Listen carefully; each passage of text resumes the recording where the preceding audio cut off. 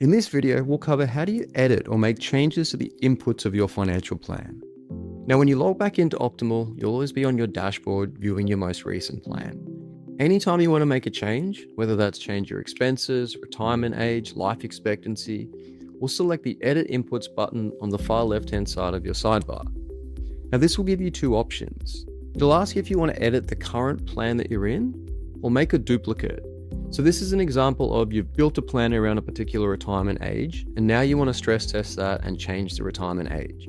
So you don't necessarily want to override or make changes to the current plan. You want to duplicate it. You can rename it, make changes, and create a brand new plan, which you can then compare against one another. Now, if you're in a plan where you just want to make a quick change, and then once you run the plan, it'll just override your most recent plan, select Edit Inputs. This will now take you back to the Edit Input section, whether you want to change retirement age, whether you want to update your investment balances, any change you want to make to the inputs used to create your financial plan. Now, it's important to remember that anytime you make a change to your inputs, you need to run a new plan.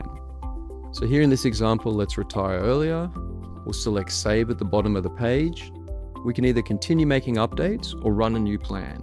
So although I've changed my retirement age, it hasn't been implemented into the plan until I select my strategy and run a new plan that now factors in that change.